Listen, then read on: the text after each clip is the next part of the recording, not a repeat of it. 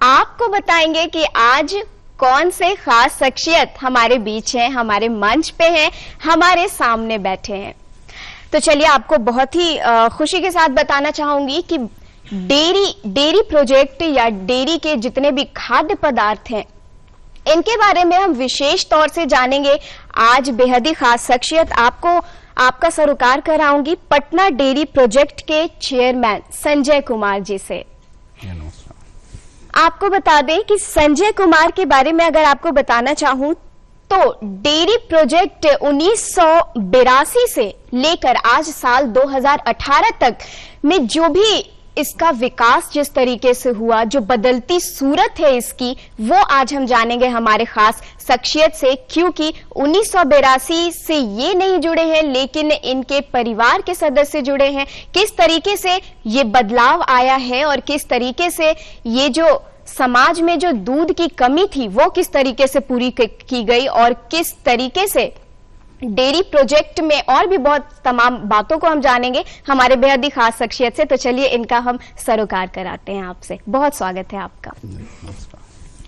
सबसे पहले आपसे जानना चाहूंगी कि अगर आपके प्रारंभिक दिनों के बारे में बात करूं, जहां से आप जुड़े हैं, जहां से आपकी शिक्षा हुई, जहां आपका बचपन बीता, क्या बताएंगे उन दिनों के बारे में?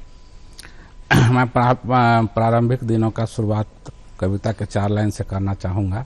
जरूर।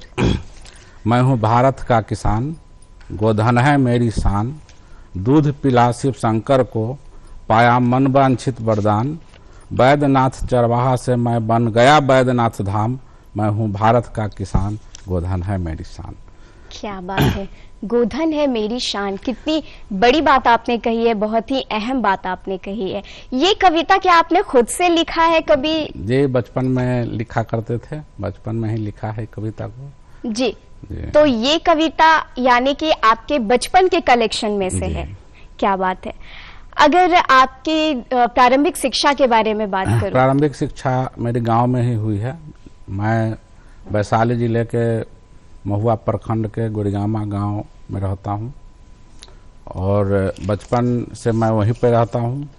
पढ़ाई लिखाई भी मेरी वहीं पे हुई है। हाई स्कूल की शिक्षा महुआ प्रखंड अंतर्गत हुई है।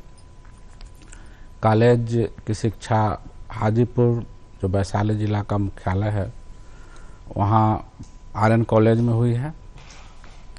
उसके बाद मैंने बिहार से डिप्लोमा किया है। जी, इंजीनियरिंग में, इलेक्ट्रिकल इंजीनियरिंग में डिप्लोमा किया है। जी। उसके बाद चूंकि मेरे पिताजी एक सामाजिक व्यक्ति थे, 1962 से ही वो अपने पंचायत के मुखिया भी थे रेगुलर। फिर मिल्क कोऑपरेटिव से 81-82 से ही जुड़े रहे। जी। तो खास के हम लोग का भी रुचि, चूंकि हम लोग एक संपन्न किसान परिवार से आते हैं, तो हम लोग का भी रुचि उसी में ज़्यादा मेरा रहा। ऐसे 6 भाई बहन में मैं सबसे छोटा हूँ। जी। और एक बड़े भाई डॉक्टर हैं, मझला भाई रेलवे में हैं, लेकिन मेरा ज़्यादातर लगाव किसानों के बीच रहा और खास के कृषि एवं पशुपालन से मेरा बहुत ही निकट का संबंध रहा। क्या बात है, कृषि और पशुपालन से आपका बहुत ही गहरा संबंध है। कहीं ना कहीं बचपन से ही आप इस क्षेत्र में अपना कुछ कर दिखाना चाहते थे इस देश के लिए। चलिए यहाँ पे वक्त हो चल कम बैक। इस सेगमेंट के बाद फिर से आपका स्वागत है हमारे कार्यक्रम में और मेरे सामने बैठे हैं संजय कुमार जी, जो कि पटना डेयरी प्रोजेक्ट के चेयरमैन हैं। आपसे जानना चाहूंगी, अगर ये आपसे जानना चाहूं कि आप डेयरी प्रोजेक्ट से कब से जुड़े और कैसे जुड़े, तो क्या कहेंगे? इसके संबंध में मेरा कहना है कि ऑपरेशन फ्लड 1 के अंतर्गत जी 1 अक्टूबर 1981 को पटना डेयरी प्रोजेक्ट NDDB के द्वारा शुरू किया गया, जिसमें दूध संग्रहण का कार्य प्लस दूध मार्केटिंग का कार्य शुरू किया गया था। लेकिन महात्मा गांधी सेतु 1982 में बना तो वैशाली जिला भी इसमें जुड़ा। मेरे पिताजी उस समय से ही इस संस्था से जुड़े रहे और जीवन पर्यंत जुड़े रहे और उनके सानिध्य में रह के इस व्यवसाय को, इसमें किए जा रहे कार्यों को जब मैंने देखा, महसूस किया, तो हमें लगा जो इसमें बहुत संभावनाएं हैं करने के लिए, और खास के जो गरीब तबके के लोग हैं, जो वंचित वर्ग हैं, तो इससे प्रभावित होकर ही मैं इससे जुड़ा हूँ।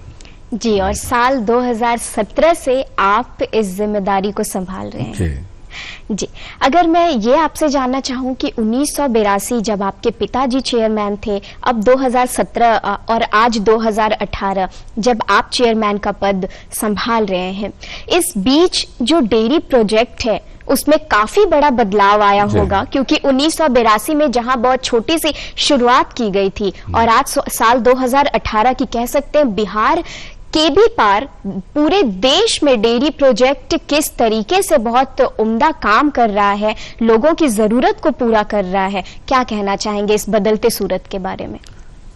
इस संबंध में हम कहना चाहेंगे कि जब 1981 में इस डेयरी की स्थापना हुई थी, तो यह 400 लीटर से डेयरी की स्थापना की गई थी, पर पहला दिन का जो संग्रहण था वह 400 लीटर था। जी। आज 4 लाख लीटर संग्रहण है। क्या बात है। और इसके चेयरमैन 1981 से 1987 तक एनडीडीबी द्वारा संचालित किया गया, और पटना डेयरी प्रोजेक्ट के प्रथम चेयरमैन जो श्वेत क्रांति के जनक हैं, स्वर्गीय डॉक्टर वर्गीज कुरियन साहब, वो थे। जी। उसके बाद 1988 में इसका नामकरण हुआ और इसका वैशाल पाटलिपुत्रा दूध उत्पादक सहकारी संघ लिमिटेड बना, और उसको हैंड ओवर करके एनडीडीबी की टीम वापस चली गई। उसके बाद ये संस्था तब से किसानों के द्वारा ही संचालित हो रही है, चाहे प्राथमिक स्तर पर हो या संघ स्तर पर हो, इसका संचालन किसानों के द्वारा है। आगे के दिनों में मेरे पिताजी 93 से 96 तक चेयरमैन थे, फिर 2006 से जीवन पर्यंत चेयरमैन के पद पर रहे। उन दिनों बहुत सारे बदलाव आए। पहले हम लोग सिर्फ दूध का मार्केटिंग करते थे। जी। उसके बाद प्रोडक्ट बनाया गया, पेड़ा आया, पनीर आया, आइसक्रीम का अब हम बड़े पैमाने पर उत्पादन कर रहे हैं। समिति स्तर पर भी बहुत सारी समस्याएं थी उस समय। जैसे दूध पटना आता था, अब वैशाली जिला से दूध पटना है, नालंदा से दूध पटना है। चूंकि मेरा जो कार्य क्षेत्र है वो 5 जिला में है, शेखपुरा, नालंदा, पटना, वैशाली, सारण। तो उन जगहों से गाड़ी से दूध आते आते यहाँ दूध खराब हो जाता था। लेकिन सरकार के द्वारा भी इसमें काफी सहयोग किया गया, और हम लोगों ने ग्रामीण स्तर पर जगह जगह शीतकरण केंद्र की स्थापना की, जिसको ऐसे हम लोग वर्ल्ड कूलर बोलते हैं। जी। और अब हम वहाँ पे अच्छे गुणवत्ता का दूध इकट्ठा कर लेते हैं, क्योंकि अभी जो मेरा कलेक्शन है 3.5 लाख से 4 लाख लीटर है, जिसमें से करीब 3 लाख लीटर दूध हम गांव स्तर पर ही ठंडा कर लेते हैं, यानी कि 4 डिग्री सेंटीग्रेड पर उसको चिल कर लेते हैं। तो ये सारी सुविधाओं से हमने ग्रामीणों को मदद किया। जी। और आज के दिनों में अभी फिलहाल, उस समय जब शुरू हुआ था 1.5 लाख लीटर की डेयरी बनी थी, आज के दिनों में 3.5 लाख लीटर की डेयरी पटना में है, 4 लाख लीटर की डेयरी हाजीपुर में निर्माणाधीन है, 3 लाख लीटर क्षमता का पाउडर प्लांट यानी 30 मीट्रिक टन का पाउडर प्लांट हाजीपुर में अभी शुरू हुआ है, काम कर रहा है। उस समय हम लोग चूंकि किसान को सुधा दाना के रूप में दाना भी देते हैं, तो उस समय 100 मीट्रिक टन का प्लांट था, जिसको अभी हम लोग हाल फिलहाल में 300 मीट्रिक टन का किए हैं। जी। तो इस क्षेत्र में अगर आप देखें तो काफी सारे बदलाव हुए हैं, और बहुत सारे बदलाव आने हैं। जी। जी, अगर इसकी विशेषता के बारे में जानना चाहूँ तो विशेषता में क्या बताएंगे? इसकी विशेषता जो है के तरफ अगर हम देखें तो हमारे संस्था को ISO मार्का है मिला हुआ, हेसप जो खाद्य पदार्थ का मानक है वो मिला हुआ है। अभी हाल फिलहाल 3-4 महीना पहले क्वालिटी मार्का भी दिया गया है, जो कि पूरे पूर्वोत्तर भारत में सिर्फ पटना डेयरी प्रोजेक्ट को ही मिला है। क्या बात है। और जो एक अंतर्राष्ट्रीय मानक है, हम अब अंतर्राष्ट्रीय स्तर पर भी दूध का व्यापार कर सकते हैं, उस गुणवत्ता का दूध हम उत्पादन कर रहे हैं। बिल्कुल, और पटना डेयरी के बारे में बात हो रही है तो बिल्कुल मैं जानना चाहूंगी कि इसके उद्देश्य क्या है, इस संस्था का उद्देश्य क्या है?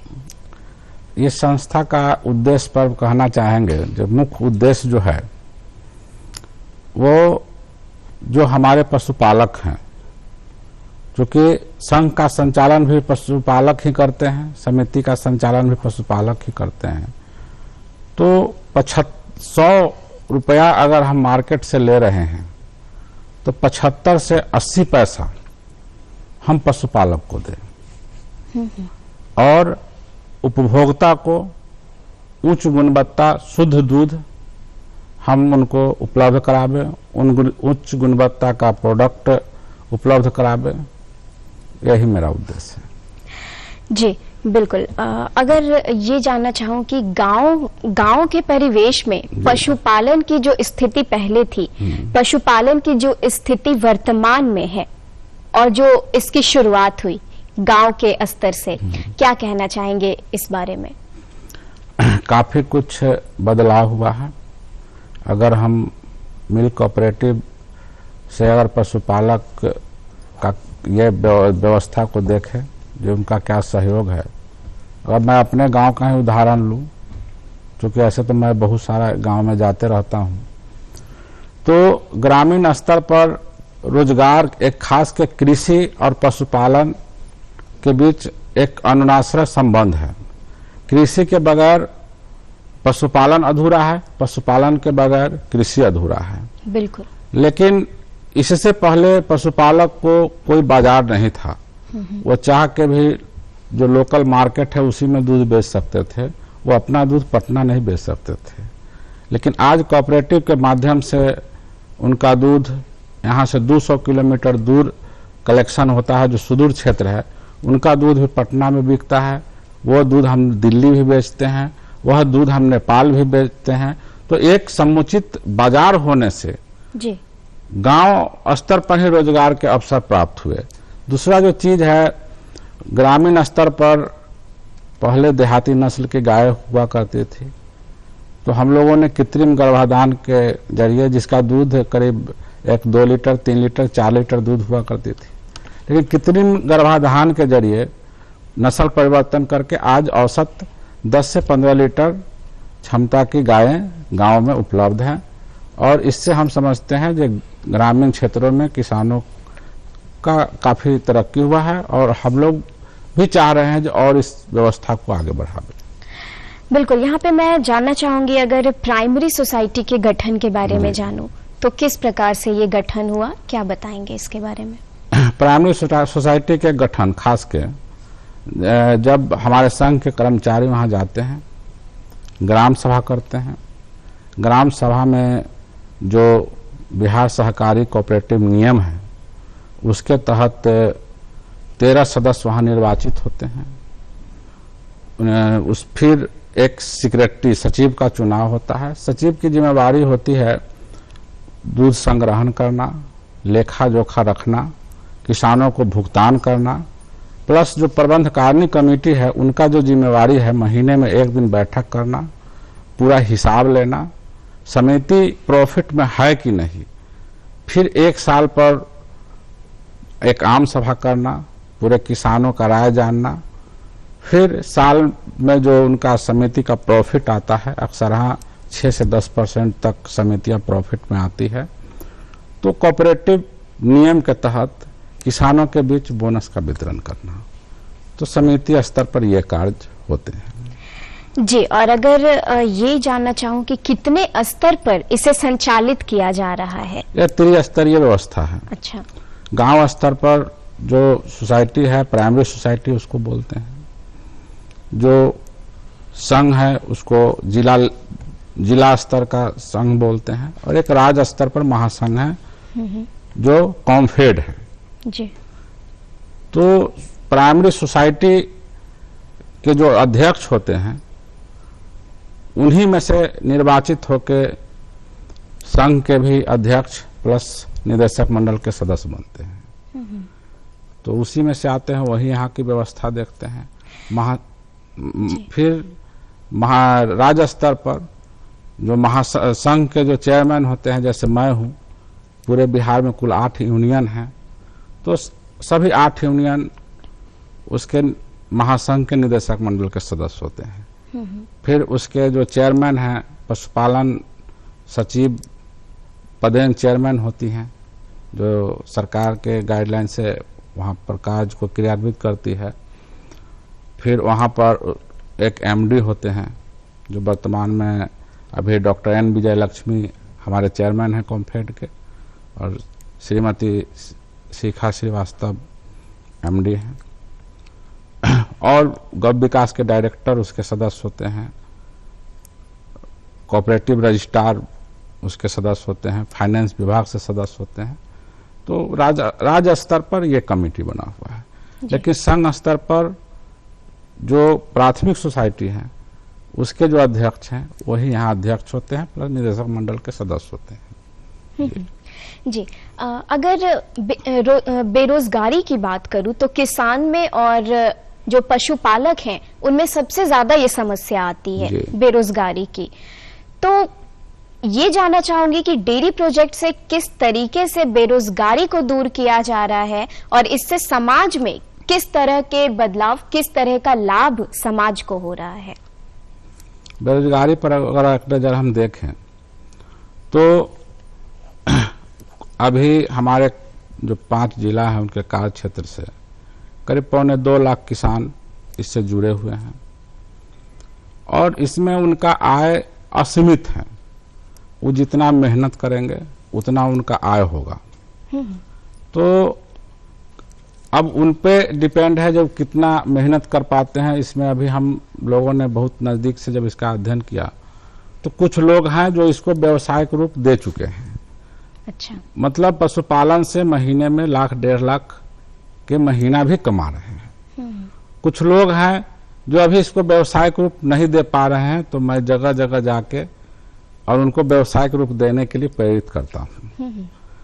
तो इस स्तर पर अगर आप देखें तो पशुपालन से बढ़िया ग्राम स्तर पर कोई व्यवसाय हमें तो नजर नहीं आ रहा है, और बेरोजगारी दूर करने में ये काफी सहायक है। बिल्कुल बिल्कुल। यहाँ पे वेलकम बैक। ब्रेक के बाद आपका फिर से स्वागत है, और हमारी खास बातचीत आज डेयरी प्रोजेक्ट पे बात हो रही है, तो आप जुड़े रहें हमारे साथ। यहाँ पे जानना चाहूंगी, अगर आपने बेरोजगारी के बारे में बात की, किस तरीके से ये जो डेयरी है वो बेरोजगारी दूर कर रहा है, वहीं अगर महिलाओं के बारे में बात करूं तो महिलाओं को कैसे प्राथमिकता दी जा रही है और उनकी क्या भूमिका है इस पूरे डेयरी प्रोजेक्ट में। पशुपालन व्यवसाय में अगर महिलाओं की भूमिका को देखें तो महिलाओं के बगैर यह व्यवसाय ही अधूरा है, और सबसे अहम भूमिका पशुपालन व्यवसाय में खास के महिलाओं का ही है। अपने यहाँ थोड़ा बिहार में कम है, गुजरात, हरियाणा, पंजाब में महिलाएं काफ़ी इस क्षेत्र में आगे हैं। अब अगर इसको नज़दीक से देखें तो जो पुरुष वर्ग है खास के, वो कृषि का काम अधिक करते हैं, लेकिन ग्राम स्तर, घर स्तर पर महिलाएं ही पशु को चारा देना प्लस उसका सारा व्यवस्था महिलाएं द्वारा ही संचालित होती है। इस चीज का अनुभव हम लोगों को बहुत पहले हो गया था, और हम लोगों ने 1989 से ही महिला सोसाइटी बनाना शुरू कर दिया था, जो आज करीब 600 से ऊपर हमारे कार्य क्षेत्र में महिला सोसाइटी है। 30,000 से ज़्यादा महिला सदस्य हैं, और महिलाओं के द्वारा ही वह पूर्ण रूपेण वो समितियाँ संचालित हो रही है। तो महिलाओं की भूमिका सबसे अहम है। जो वैसा समिति जिसमें पुरुष सचिव हैं, जेंट्स सोसाइटी हैं, उस समिति में भी 50% जो सदस्य हैं कार्यकारिणी कमेटी में वो महिला ही हैं। हमारे संघ में भी 50% सदस्य महिला ही हैं। तो महिलाओं की अगर भूमिका की बात करें तो 50% तो सिर्फ सदस्य हैं, लेकिन 80% उन्हीं की भूमिका है इसमें, खास के पशुपालन के क्षेत्र में। आप पहले ये होता था जब महिलाओं द्वारा पशुपालन किया जाता था, पुरुष दूध लेके समिति पर जाते थे, पैसा लाने पुरुष जाते थे। अब वो व्यवस्था हम लोगों ने बदल दिया है, क्योंकि पशुपालन महिलाएं कर रही है तो समिति भी वही संचालित करें, पैसा भी वही लें। तो ऐसे आप देखेंगे ग्रामीण स्तर पर या कहीं भी तो महिलाओं में बचत की भावनाएं जो है वो अधिक है। तो पुरुष समिति की अपेक्षा महिला कोऑपरेटिव सोसाइटी आज के दिनों में ज्यादा सक्सेस है और बेहतर कार्य कर रही है। जी, यहाँ पे एक और सवाल जो मेरे जहन में है, मैं बिल्कुल आपसे पूछना चाहूंगी, हमारे तमाम दर्शकों के लिए ये सवाल कि जो किसान हैं, जो पशुपालक हैं या जो महिला हैं इस वक्त हमारे कार्यक्रम को देख रही हैं, किस तरीके से वो डेयरी प्रोजेक्ट से जुड़ सकती हैं और बेरोजगारी को दूर करके एक रोजगार उन्हें मिल सकता है? कोई भी महिला या पुरुष और जिनके पास अपना मवेशी हो, वो समिति में जाके दूध देंगे, 10 रुपया का रसीद कटाएंगे और वह समिति के सदस्य हो जाएंगे। क्या बात? जोड़ने का 3 महीना, कम से कम 3 महीना तक उनको दूध देना होगा, उसके बाद ही उनको सदस्य बनाया जाएगा। क्या बात? यही सिंपल प्रक्रिया है, कहीं कोई विशेष प्रक्रिया नहीं है। जो जी, इसके अलावा अगर मैं अलग अलग समितियों के बारे में जानना चाहूँ तो डेयरी प्रोजेक्ट के जो अलग अलग समिति हैं उनके बारे में क्या बताना चाहेंगे? जैसे कई तमाम तरह के समिति जो होते हैं, उस तरह से डेयरी प्रोजेक्ट में भी कई तरह के समिति होते होंगे अलग अलग जगहों पर, उस बारे में क्या बताएंगे? नहीं, यहाँ 2 तरह की समिति हैं। जो एक समिति महिला द्वारा संचालित है, एक पुरुष द्वारा संचालित है। लेकिन पुरुष द्वारा भी जो संचालित है उसमें 50% महिला ही है। और ये हम लोग का कार्य सिर्फ दूध का संग्रहण करना है सोसाइटी का। इसके अलावा अभी तक हम लोगों ने उस सोसाइटी में अन्य कार्य आवंटित नहीं किए हैं। जी, अगर सरकार की भूमिका जानना चाहूँ तो सरकार का बहुत अहम रोल रहा है इसे आगे तक ले जाने में। जिस तरीके से महिलाओं को भी काफी कह सकते हैं, उन्हें काफी प्राथमिकता दी गई है इस डेयरी प्रोजेक्ट से जुड़ने के लिए, तो सरकार द्वारा जो भी उनका योगदान है उस बारे में जानना चाहूंगी। नहीं, इस क्षेत्र में सरकार का बहुत ही सराहनीय योगदान है। और अगर हम एक नज़र देखें तो कुल 9 तरह के कार्यक्रम सरकार के द्वारा हमारे संस्था में संचालित हो रहे हैं। जो नेशनल डेयरी प्लान, राष्ट्रीय डेयरी योजना भारत सरकार के द्वारा है, जीविका के द्वारा है, अन्य बहुत सारे योजना जैसे सब्सिडी। अभी अगर कोई किसान गाय या भैंस खरीदना चाहे तो किसान, खास के बिहार सरकार द्वारा 50% सब्सिडी दिया जा रहा है। मवेशी के चारा के लिए जैसे बरसीम है, CO4 एक घास होता है, सरगम सूडान है, इस सब पर सरकार द्वारा सब्सिडी दिया जाता है। फिर सरकार के द्वारा कीड़े की दवा, कृत्रिम गर्भाधान में सब्सिडी, वैक्सीनेशन।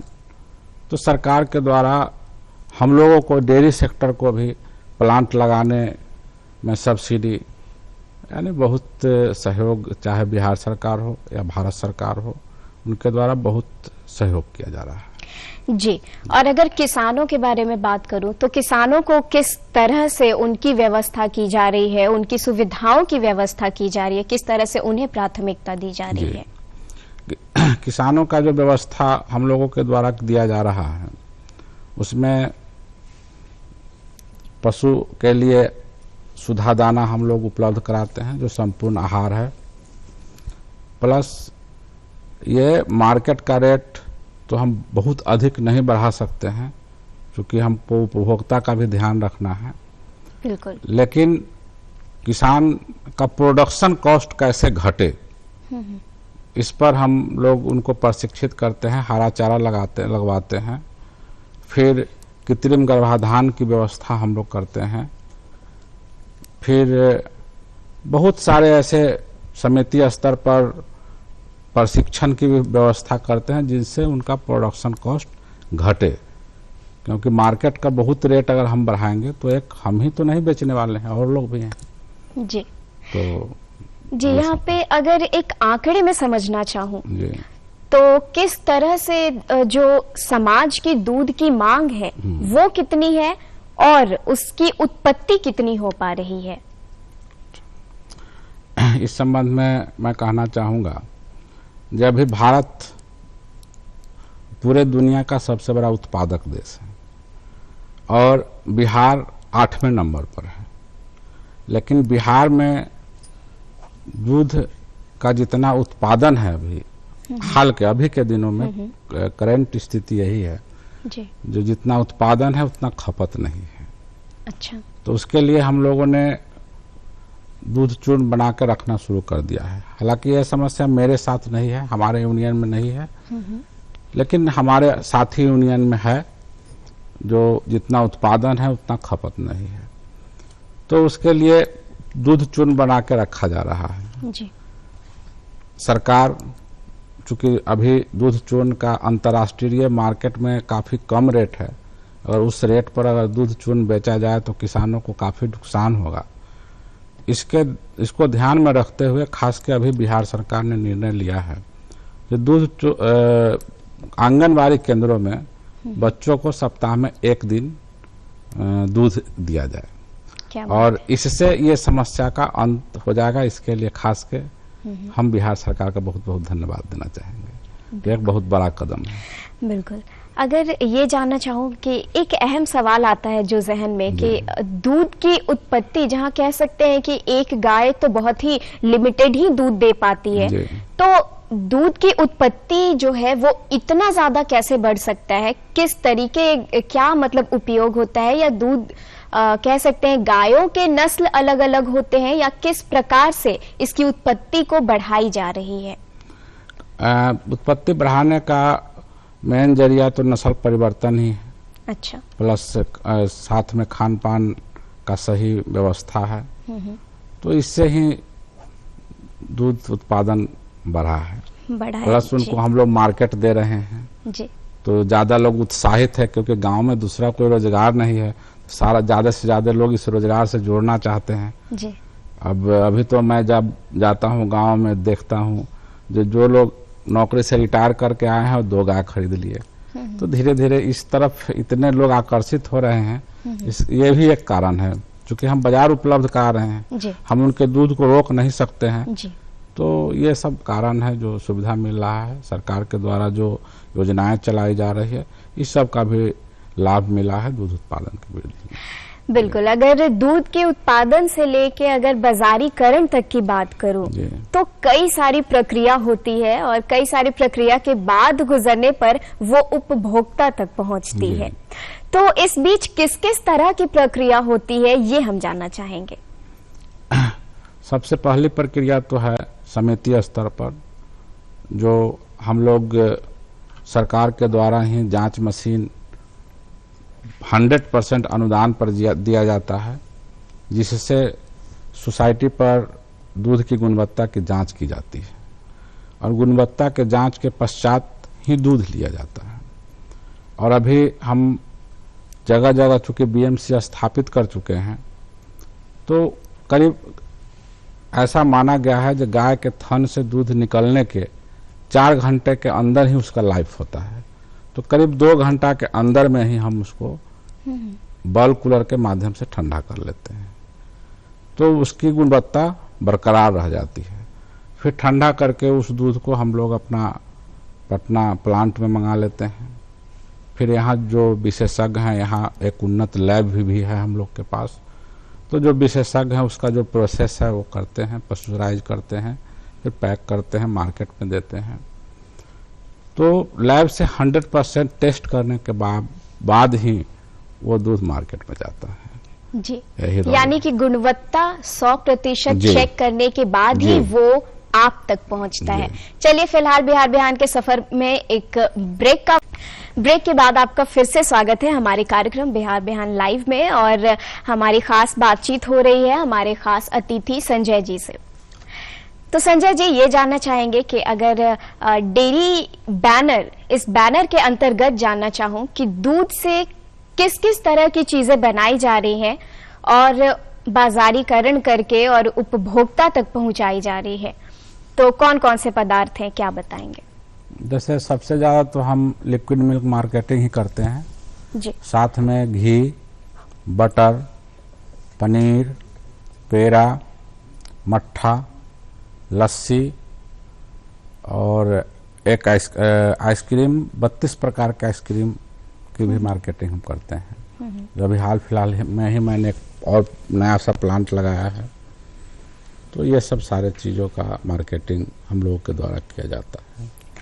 जी, अगर पशुपालन से समाज के उत्थान के बारे में बात करूं, जी, क्योंकि पशुपालन जो है वो इस पूरे प्रोजेक्ट में बहुत ही अहम भूमिका निभा रहा है, तो पशुपालन से समाज का उत्थान कैसे हो रहा है, क्या बताएंगे? खास कर ग्रामीण क्षेत्रों को में देखें तो पशुपालन समाज के उत्थान का एक मुख्य जरिया बन चुका है। पशुपालन से जो आय होता है, क्योंकि हम लोग जो पशुपालक को पैसा यहाँ से दूध का कीमत जो भेजते हैं, सिर्फ अपने संघ की बात करें तो हर 10 दिन का पेमेंट जो हम भेजते हैं वो करीब 10 करोड़ रुपया होता है। पूरे बिहार स्तर पर 200 करोड़ रुपया वहाँ गांव में जो शहर का पैसा है, शहर में हम दूध बेचते हैं और शहर का पैसा हम गांव में भेज रहे हैं। तो इस स्तर पर जो पैसा गांव में जा रहा है, जो कि उस किसान का मेहनत का पैसा है, जो उनका सिर्फ हम बाजार उपलब्ध करा दे रहे हैं उनको, उन पैसों का उपयोग वो अपने बच्चों को अच्छी शिक्षा देने में करते हैं, अच्छा स्वास्थ्य के लिए करते हैं, अच्छा जीवन शैली अपनाने में करते हैं। तो इस तरह से आप अगर देखें तो पशुपालन से हमारे गांव में रहने वाले जो पशुपालक हैं वो अच्छा जीवन जी रहे हैं। जी। अगर एक हम उदाहरण भी देना चाहेंगे इस जगह थोड़ा सा, एक महिला किसान हैं हमारे यहाँ, जिनको अभी हम लोग आईडीए के तरफ से आईडीए से रिकमेंड करके कुछ इनाम वगैरह भी दिलवाया है। तो एक वो किसान है जो कि महिला हैं, हमारे बोर्ड में भी हैं, बहुत कम पढ़ी लिखी हैं, लेकिन पशुपालन से सिर्फ पशुपालन ही उनका एक पेशा मात्र है। हम लोग बराबर उनके यहाँ जाते रहते हैं, देखते हैं। उससे अपने 2 बच्चों का, एक होटल मैनेजमेंट, एक बिहार पुलिस में नौकरी हुआ उनका, जो कि पूरा उन्होंने जो पढ़ाई किया है वो पशुपालन के इनकम से ही उनको कराया है। दूसरा, उनकी बच्चियाँ जो एक बीएसएफ में है, सीआईएसएफ में है, फिर एक अभी बीएड में एडमिशन ली है। तो इस तरह से काफ़ी अन्य उदाहरण भी हैं। तो हम जहाँ तक देख रहे हैं, इस पशुपालन से समाज का तरक्की तेजी से हो रहा है। हम लोग भी किसानों को प्रेरित कर रहे हैं। बिल्कुल। यहाँ पे आपसे जानना चाहूंगी कि चेयरमैन के पद पे साल 2017 से अब तक में किस तरह की चुनौतियों का सामना आपको करना पड़ रहा है, क्योंकि उस पद पे बैठकर, उस कुर्सी को संभालकर कई और जिम्मेदारी जो है वो आपके ऊपर आ चुकी है। तो किस तरीके से आप सारी जिम्मेदारी को निभा पा रहे हैं और जो चुनौतियां आ रही हैं वो किस प्रकार की चुनौतियां हैं? इस पर तो मैं ये कहना चाहूंगा, जो मेरा निर्वाचन हुआ था जी, तो 94% मत हमें मिला था। तो एक तो सबसे बड़ी चुनौती है जो इतना जन समर्थन का, जो उनके विश्वास पर हम कैसे खरा उतरे, बिल्कुल, उनके उम्मीद वो कैसे पूरा करें। जी। और दूसरी जो सबसे बड़ी चुनौती है, जो हमारे माननीय मुख्यमंत्री महोदय का कहना है, जो हर भारतीय के थाली में एक बिहारी व्यंजन हो, और उनके सपनों को साकार करना हम लोगों का दायित्व है। और हम लोग का सोच है जो हर भारतीय के थाली में एक सुधा का प्रोडक्ट हो। तो ये चुनौती है हमारे लिए और हम लोग इसके लिए प्रयासरत भी हैं। जी जी। अगर अब तक में चाहे इस संस्था से जुड़ी बात करें या फिर आपकी जो जिंदगी है उससे बात करूं, तो कोई ऐसी अविस्मरणीय घटना जो आप हमारे साथ शेयर करना चाहेंगे, जो आप जी। कभी भूल नहीं सकते हैं, जो आपके दिल के बेहद करीब है? हाँ, एक घटना है। हम लोग रूट भ्रमण के दौरान, क्षेत्र भ्रमण के दौरान नालंदा जिला के जो नालंदा खंडहर है उसके बगल में ही नीरपुर जलालपुर एक गांव है। मैं उस गांव में गया था, शाम का टाइम था। वहाँ कलेक्शन दूध का संग्रहण हो रहा था। हमने वहाँ पर देखा करीब 150 से 200 आदमी लाइन में खड़ा होकर अपना दूध समिति में डाल रहा है। समिति का सचिव वह दूध ले रहा है, अपना उसका पुर्जा निकल रहा है, कीमत का वो बारी बारी से सबको पुर्जा दे रहा है। उसमें जो किसान जो लाइन में लगे हुए थे, शाम का समय था, करीब 7 बजे के आसपास, उसमें अधिकांश बच्चियां थी जिनका उम्र 12, 14, 15, 13, 14, 15 इसी का रहा होगा। लगभग अधिकांश के कपड़े फटे हुए थे। कुछ साइकिल से आते। हमने पूछा, भाई इतना लंबा लाइन है, ये लोग कहाँ से आया है? तो बताया जाए ये लोग करीब कोई 3 किलोमीटर से आया है, कोई 5 किलोमीटर से आया है, कोई 2 किलोमीटर से आया है। और मैं देखा उस समिति के अध्यक्ष सचिव बैठ के बजाते कलेक्शन करा रहे हैं। हमको उस समय लगा जो हम वो काम कर रहे हैं, जबकि दूध का मात्रा अधिक नहीं था। किसी का 1 लीटर था, किसी का आधा लीटर था, किसी का 2 लीटर था। तो वो देख के हमको ऐसा महसूस हुआ जो शायद हम लोग जो कर रहे हैं बहुत अच्छा काम कर रहे हैं, इनके लिए काम कर रहे हैं। और ये घटना मैं हमेशा याद रखूंगा और मुझे हमेशा याद रहेगा। जी।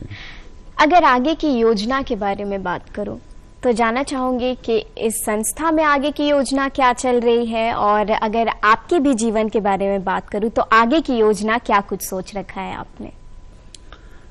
संस्था के विषय में 2022 तक का जो योजना है, हम लोग का 8 लाख लीटर दूध प्रतिदिन संग्रहण का योजना है, जो कृषि रोड मैप है उसके अनुसार। तो उस लक्ष्य को पूरा करना उद्देश्य है जी। और व्यक्तिगत योजना तो जब हम इससे जुड़े हुए हैं तो जो होगा देखा जाएगा। जी बिल्कुल। अगर हॉबीज के बारे में जानना चाहूँ तो खाली समय में, यूं तो कह सकते हैं खाली समय बहुत ही मुश्किल से आपको मिल पाता होगा, लेकिन फिर भी जो खाली समय मिलता है वो आप कैसे बिताते हैं? किस चीज में ज्यादा रुचि है आपकी? खाली समय तो दरअसल मिलता भी नहीं है हम लोगों को। सुबह 8 बजे से लेकर रात के 11 बजे, 12 बजे, 10 बजे रात तक हम लोग अक्सर यहाँ व्यस्त ही होते हैं। फिर भी जब भी हम लोग को मौका मिलता है हमको, तो बच्चों के साथ कहीं घूमना हमको बहुत अच्छा लगता है। और खास के फेमस पुराने पुराने मंदिर, कोई पर्यटक स्थल, तो इस सब पर हम साल में 2-3 बार 4 बार निश्चित रूप से जाते हैं। क्या बात है, यानी कह सकते हैं कि ट्रैवल करने की आपको थोड़ी ज्यादा दिलचस्पी है इसमें। अगर उपलब्धियों के बारे में जानना चाहूँ तो उपलब्धि में क्या बताएंगे? इस संस्था की उपलब्धि के बारे में जानना चाहूँ।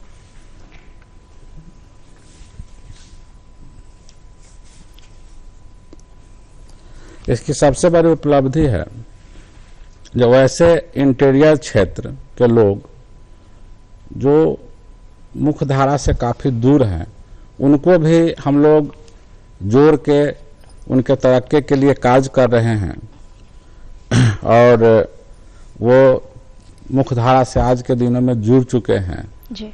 जो गांव में बच्चे लोग असामाजिक कार्य में लिप्त थे, आज वो बच्चे पशुपालन करके या अन्य सारे इससे जुड़े हुए कार्य करके कोई समिति चला रहा है, तो कोई दूध बेच ही रहा है।